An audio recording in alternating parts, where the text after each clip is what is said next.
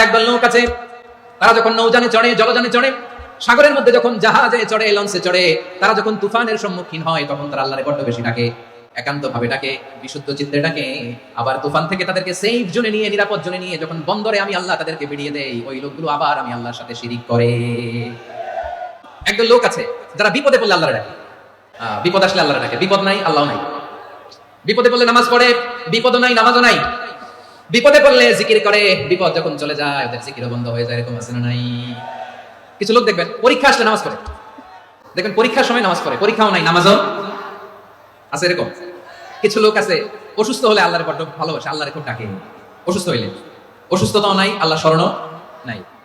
দেখবেন কিছু লোক নির্বাচন আসলে খুব আল্লাহ হয়ে যায়, তখন দেখবেন মাথার মধ্যে হেজাব লাগায়, পাঞ্জাবি লাগায়, আল্লাহ হয়ে যায়। নির্বাচনও নাই, এরপরে আল্লাহর কথাও নাই। আছে না নাই? না, এরকম হওয়া যাবে না। সব সময় আমরা আল্লাহরে ডাকবো।